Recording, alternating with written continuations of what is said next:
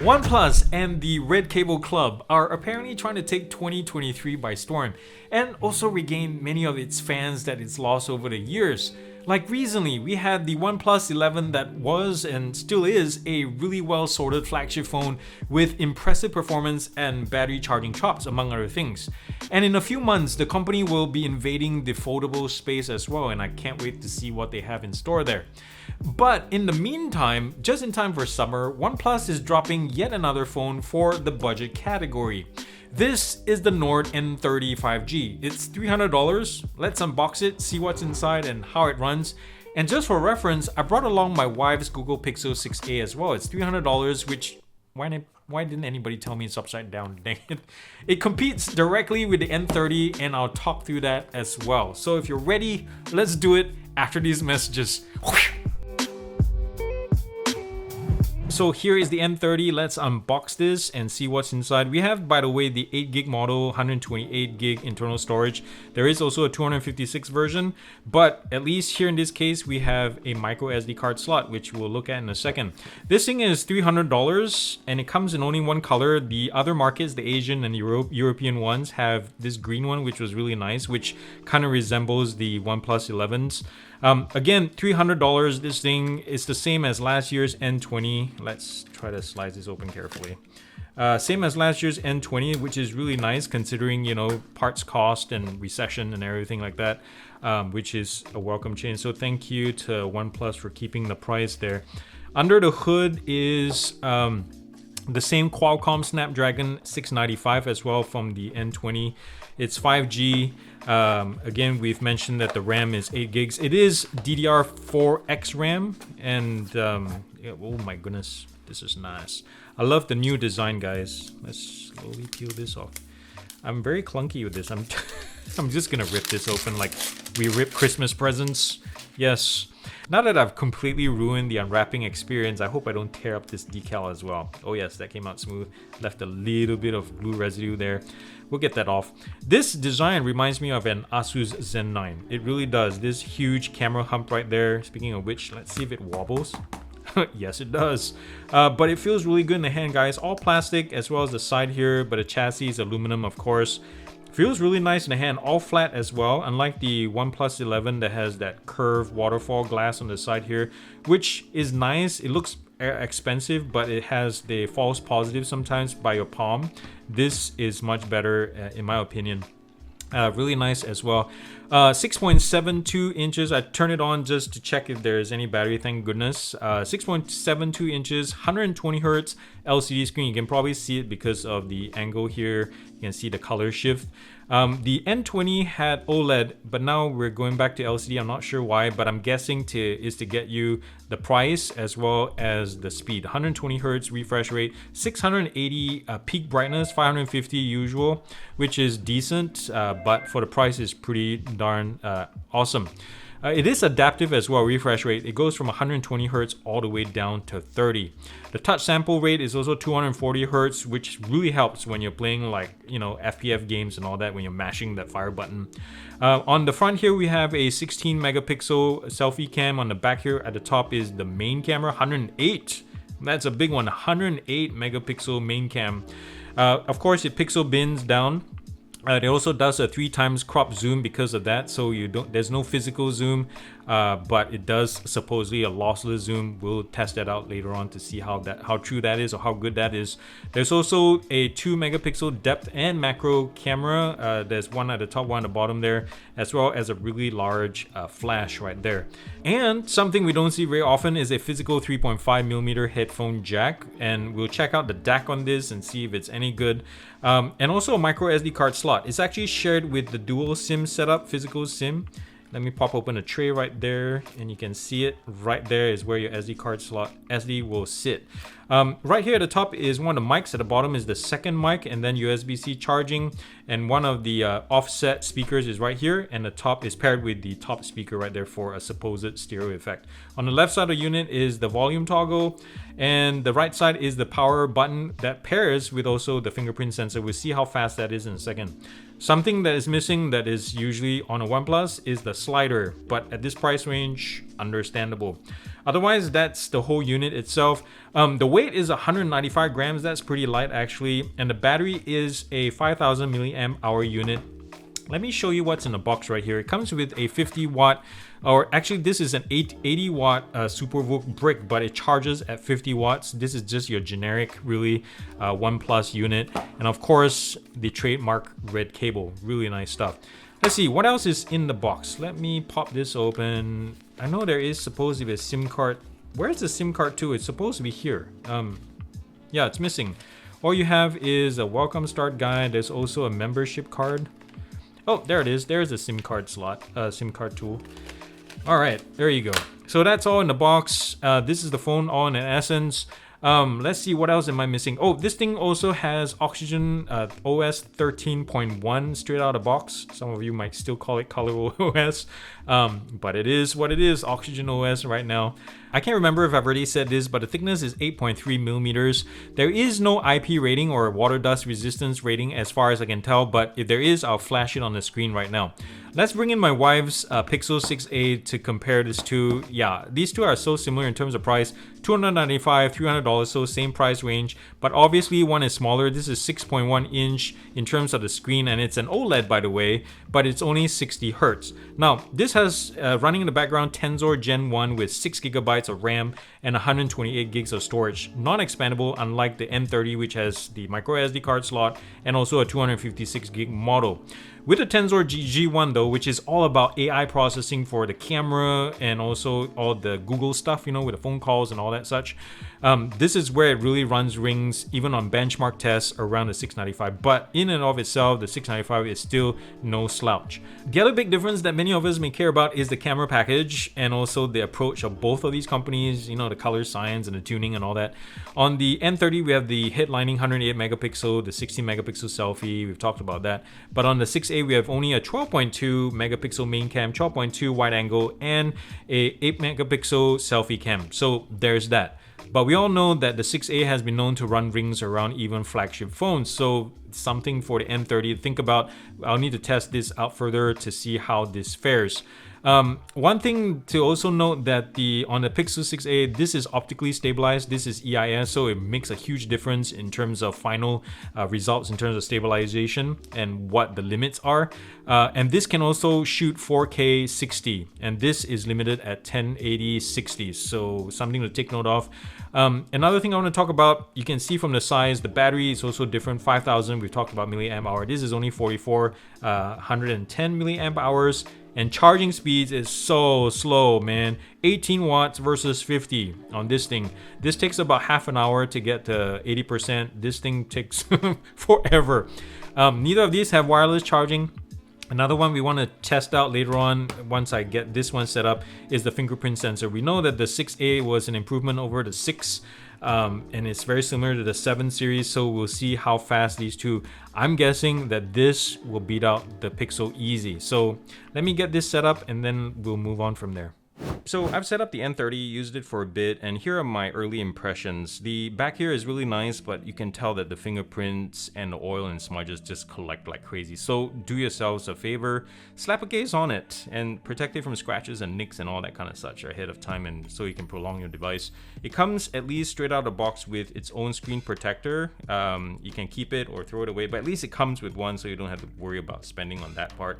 The power button, it looks nice, but it's really flush. Like, I haven't had the opportunity to develop any kind of muscle memory to figure out where it is. I wish there was some kind of tactility on the button itself to let me know where it is. But as you can see too, the speed of the fingerprint sensor is nothing to sneeze at. It's pretty fast once you find it.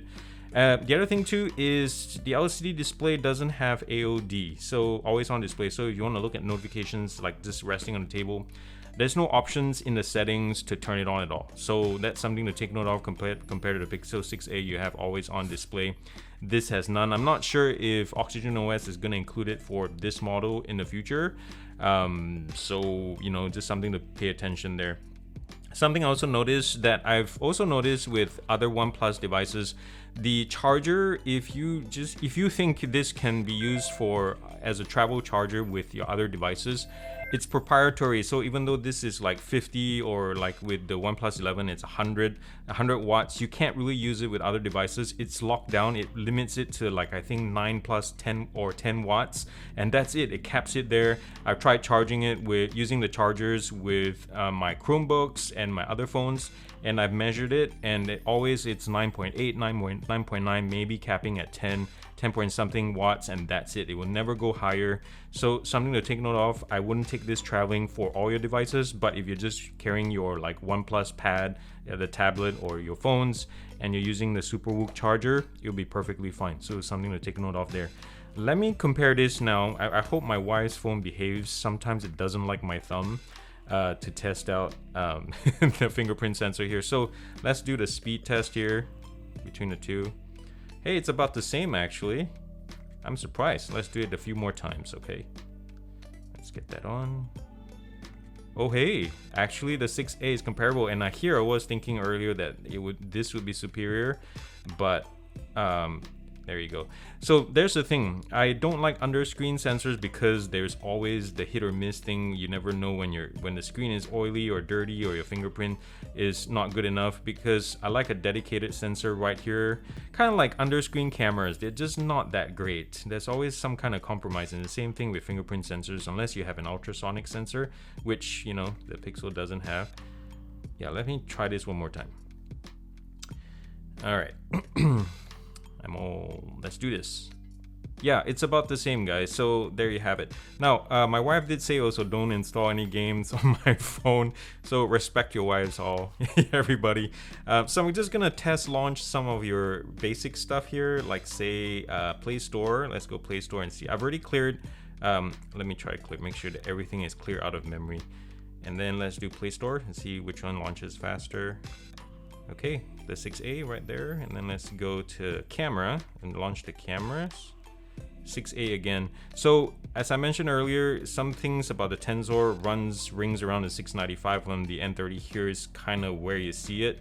Let me see what else I can bring up. The phone. Yeah, everything is faster on the 6A so far. Let's do Chrome. Yeah, it already pulls up the first web page even before. Okay, so let's do one more. YouTube. Again, the 6A, you can see it right there. So something to take note of, guys. This might be newer and this is older, but this Tensor chip is still a little bit faster. But in day-to-day use, I've used this for a while now and have not found the speed wanting. In fact, in certain areas like gaming, this is where I think it beats the 6A. This thing has its limits in terms of like performance and heat and all that kind of such. But in gaming, this has been, as long as your awareness of how many FPS and kind of graphics you're running for Genshin Impact, for example, this is not going to run it at max resolution. And so in fact, OnePlus's brief for the N30 is as a media consumption device rather than a camera powerhouse or an AI smarts kind of thing. It's all about watching videos, Netflix, playing games and all that. Now, one thing I really like about OnePlus's direction so far, because they're part of the Oppo family or BBK family, is OnePlus's focus on performance. And like the OnePlus 11, gaming is so fantastic on it. And this thing again, because of the 695 and also the GPU on it, it has its limits, but there's so many features like streaming, and there's a performance mode, and you can limit the FPS or things like that. There's so many things that make these phones so good for gaming, for example. The other thing I want to point out is I'm going to show some samples right now. I took some pictures around the house. It's okay. The camera, the 108, I don't know what it is, like the algorithm is just not as good as the OnePlus 11. Like the resolution, as you can see here, I took this indoors, and there's a lot of different textures that you can see, like in the wood, in the couch. It just smeared, like there's so much stitching on the couch. This camera smeared and just totally crushed all the details, while the OnePlus 11 kept all of it.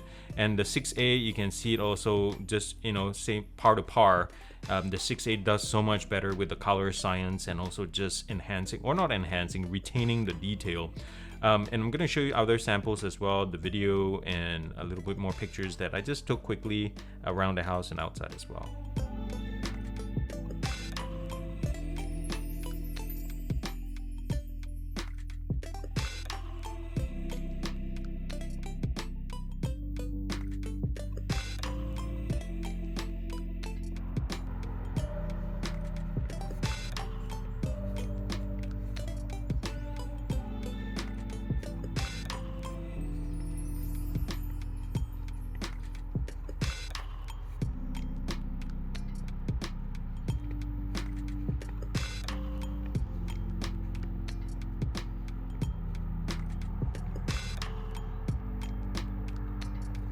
One thing that I like to test is the flash brightness on the phones themselves, because let's face it, most of the time we use them more as flashlights than for taking pictures, like to find keys that we lost in the dark or something like that.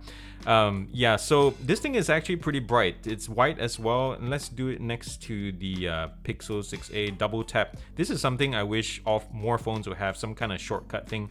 You can double tap the back here to turn on and off. So here's the 6a. I'm gonna put it at the rough distance, and you can see the coverage as well as the whiteness of the light. And then right here around the same, I think the spread is more focused on the N30, right? You can see the 6a is more spread out and it seems brighter because of it. And this one seems to be more of a focus beam, so there's that. Activating both of the flashes, as you can tell, this one is faster. This one you have to go into the menu and find it up here in the notification bar, so that's pretty generic, but at least on the 6a it's a little bit faster. Now let's test out the stereo speakers on these. The N30 comes with this feature that they call 200% volume boost. Basically it's supposed to be twice as loud as, say, the Pixel 6a, which in this case both of these, or this one is set to 100%. This is theoretically set to 100% because at maximum volume, let me show you this. It shows 200%. You see that right there? So I'm gonna set it right there in the middle, so about 100%. Okay, and then I'll crank it up and we'll see if it's actually twice as loud as the Pixel 6a. All right, let's try this. And again, it's not perfect science because I have the mic above right here recording, and also maybe I'll patch in the DJI's camera as well. So let's play first the N30. You know, if there is one tech category that I haven't fully delved into, but honestly should at this point. All right, so that's 100%. You know, if there is one tech category that I haven't fully delved into, but so that's 100%. So it's quite a bit louder on the 6a at 100%. So let's crank this up all the way to 200. It would be gaming audio, because with more and more people out there like yourselves playing and streaming your games at home, sometimes honestly should at this point, it would be gaming audio. Because with more and more people out there, like yourself, from room to room on different screens or even devices, audio equipment likewise has had. Okay, so what do you think there, guys? Comment down below. Is it? I don't think it's actually 200% louder. That maybe like 140%, maybe 145%, thereabouts. But I don't think it's 200%. But that being said, even at that volume, let's hear this again. Adapt and become more multi-purpose, more multi-disc webcams nowadays. X claims to be. Let's see what the fuss is all about after these messages. The Katana V2X retails for... Wow, not bad actually. I was expecting the speakers to cave under that, and the distortion is pretty strong actually. The distortion is pretty minimal, if any. So that's pretty good actually. So whatever the drivers that they use in there, they're holding up well. So yeah, media consumption, again, proven that the N30 can definitely handle it, but it is not 200% louder or twice as loud as the Pixel 6a. Well, I hope you enjoyed watching this unboxing. If you'd like to see more content like this, please subscribe, mash the button down below, share this with your friends. I really need to get to 50,000, so please be a subscriber. Thank you so much for joining the club. Remember to comment nicely down below, thumbs up this video, and do something loving and kind for somebody in this world this week, because guess what? The world needs it more than ever, and it starts with you. I love you all very much. Peace out.